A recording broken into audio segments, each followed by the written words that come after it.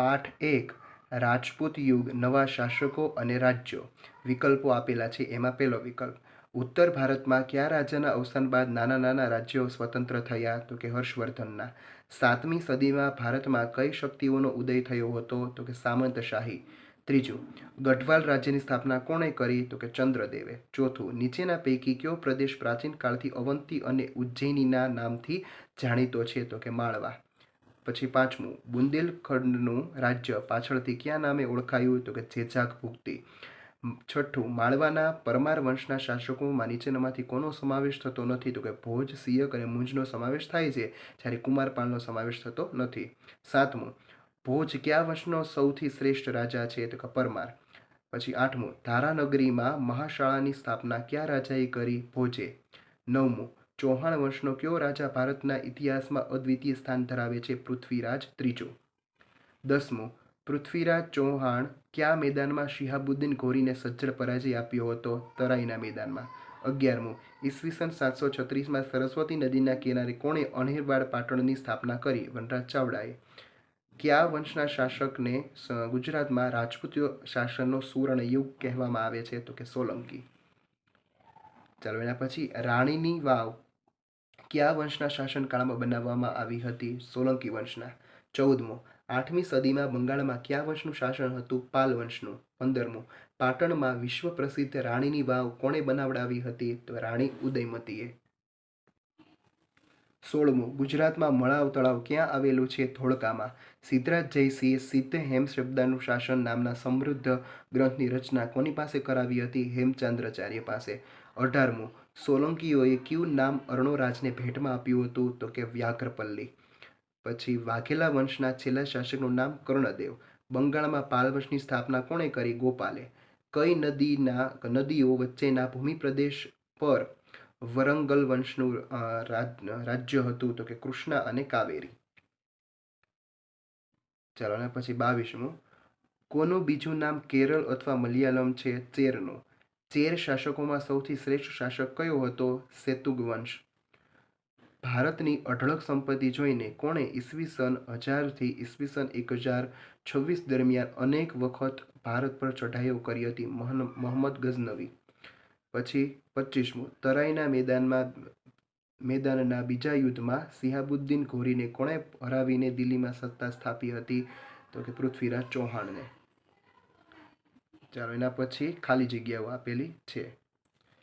7મી સદીમાં હર્ષવર્ધનના અવસાન પછી ઉત્તર ભારતમાં તેના સામ્રાજ્યના નાના નાના સ્વતંત્ર રાજ્યો વિભાજન થયા.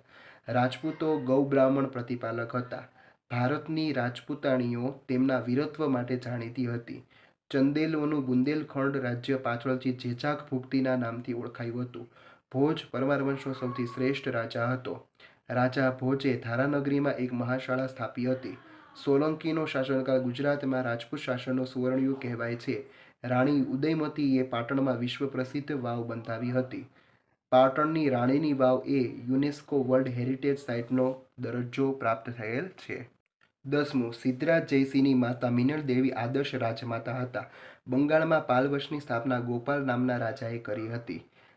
બંગાળમાં પાલ વંશના પતન પછી સેન વંશની સ્થાપના થઈ. નર્મદા નદીની દક્ષિણમાં આવેલા રાજ્યોને દક્ષિણીય રાજ્યો તરીકે કહેવામાં આવે છે. ઈસવીસન 540માં પુલકેશી પ્રથમે વાતાપીને રાજધાની બનાવી અલગ સ્વતંત્ર રાજ્ય સ્થાપ્યું હતું.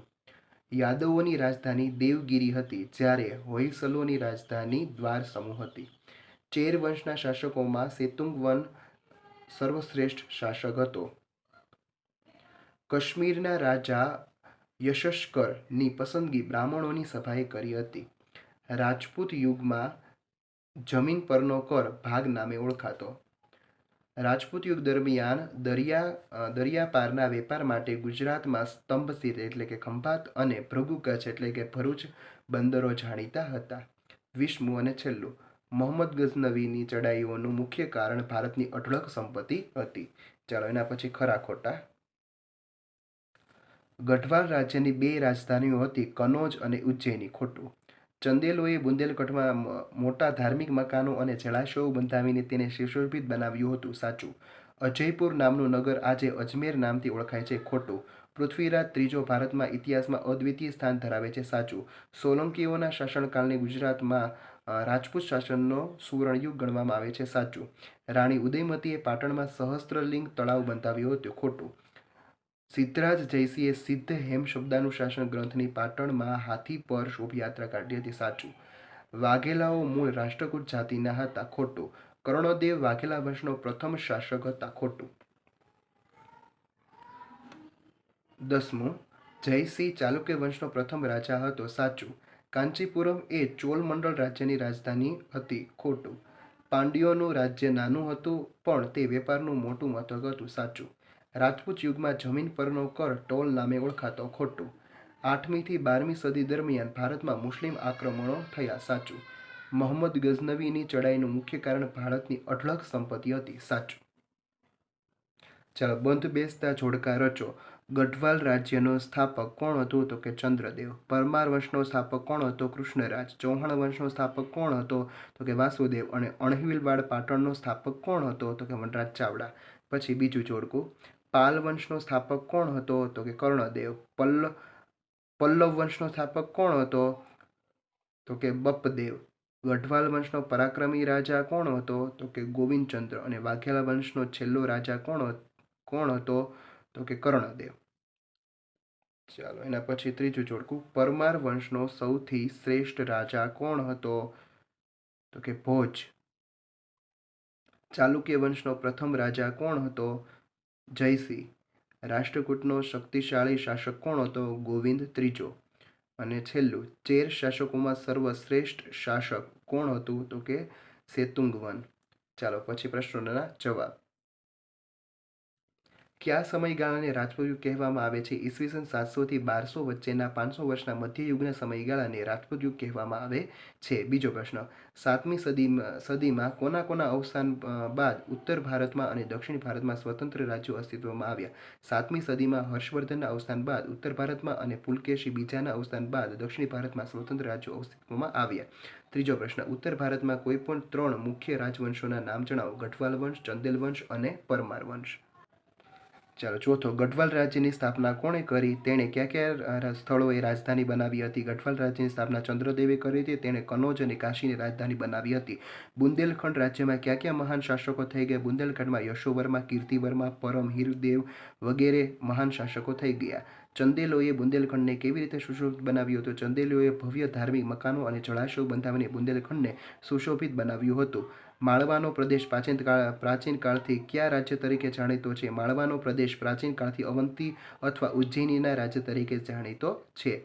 પરમાર વંશમાં કયા શાસક થઈ ગયા? પરમાર વંશમાં સિયક, મુંજ, ભોજ વગેરે મહાન શાસકો થઈ ગયા. સિદ્ધરાજ જયસિંહની રાજકુમારીના લગ્ન કોની સાથે થયા હતા? સિદ્ધરાજ જયસિંહની રાજકુમારીના લગ્ન અરુણરાજ સાથે થયા હતા. અણહિલવાડ પાટણની સ્થાપના કોણે કરી હતી? અણહિલવાડ પાટણની સ્થાપના વનરાજ ચાવડાએ કરી હતી. વનરાજ ચાવડાએ પોતાના નવા નગરનું નામ શું પાડ્યું? વનરાજ ચાવડાએ પોતાના નવા નગરનું નામ અણહિલવાડ પાટણ પાડ્યું. સોલંકી વંશમાં કયા મહાન શાસકો થઈ ગયા? સોલંકી વંશમાં સિદ્ધરાજ જયસિંહ, કુમારપાળ, ભીમદેવ બીજો વગેરે શાસકો થઈ ગયા. રાણીની વાવ કોણે બંધાવી? રાણીની વાવ ઉદયમતીએ બંધાવી. રાણીની વાવનો કયો દરજ્જો મળે? રાણીની વાવને યુનેસ્કો વર્લ્ડ હેરિટેજ સાઇટનો દરજ્જો મળે છે. અણહિલવાડ પાટણના આદર્શ રાજમાતા કોણ કહેવાતું હતું? અણહિલવાડ પાટણના આદર્શ રાજમાતા મિલણદેવી કહેવાતા હતા. વીર ધવલના શાસનકાળ દરમિયાન ગુજરાતને કયા મંત્રીઓ મળ્યા હતા? વીર ધવલના શાસનમાં ગુજરાતની વસ્તુપાળ અને તેજપાળ મંત્રીઓ મળ્યા. વાઘેલા વંશનો છેલ્લો શાસક કોણ હતો? વાઘેલા વંશનો છેલ્લો શાસક કર્ણદેવ હતો. સેન વંશના શાસક બુલ્લાલ અને કયા 2 ગ્રંથો રચ્યા હતા? બલ્લાલ સેને કયા ગ્રંથો રચ્યા? સેન વંશના બલ્લાલ સેને દાન સાગર અને અદ્ભુત સાગર નામના 2 ગ્રંથો રચ્યા. ગુજરાતનો પ્રથમ સુલતાન કોણ ગણાશે? ગુજરાતનો પ્રથમ સુલતાન મુઝફ્ફર શાહ હતો. પછી દક્ષિણીય રાજ્યો કોને કહેવામાં આવે છે? નર્મદા નદીની દક્ષિણે આવેલા રાજ્યોને દક્ષિણીય રાજ્યો કહેવાય છે. દક્ષિણ ભારતના કોઈ પણ 3 રાજવંશોના નામ આપો. ચાલુક્ય વંશ, રાષ્ટ્રકૂટ વંશ અને યાદવ વંશ. ચાલુક્ય વંશમાં કયા મહાન શાસકો થઈ ગયા? ચાલુક્ય વંશમાં પુલકેશી પ્રથમ, કીર્તિવર્મા, પુલકેશી બીજો વગેરે શાસકો થઈ ગયા. રાજપૂત યુગમાં યાદવ વંશના કયા 2 રાજ્યો અસ્તિત્વમાં આવ્યા? દેવગિરી, દ્વારસમૂહ નામના 2 યાદવ વંશના રાજ્યો અસ્તિત્વમાં આવ્યા. પલ્લવ વંશના મહાન શાસકો કયા હતા? પલ્લવ વંશના મહેન્દ્રવર્મા પ્રથમ, નરસિંહવર્મા પ્રથમ, નરસિંહવર્મા બીજો વગેરે શાસકો થઈ ગયા. ચોલ વંશના મહાન શાસકો ક્યાં ક્યાં છે? ચોલ વંશના રાજરાજ પ્રથમ, રાધાજી રાજ પ્રથમ, રાજેન્દ્ર પ્રથમ વગેરે શાસકો થઈ ગયા.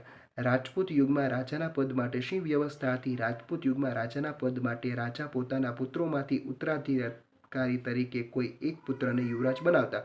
તે પાછળથી રાજા બનતો.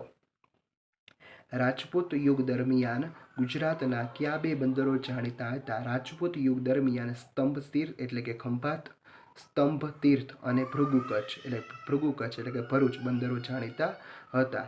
શિહાબુદ્દીન ઘોરીએ કોને હરાવીને દિલ્હીમાં સત્તા સ્થાપી? શિહાબુદ્દીન ઘોરીએ પૃથ્વીરાજ ચૌહાણને હરાવીને દિલ્હીમાં સત્તા સ્થાપી.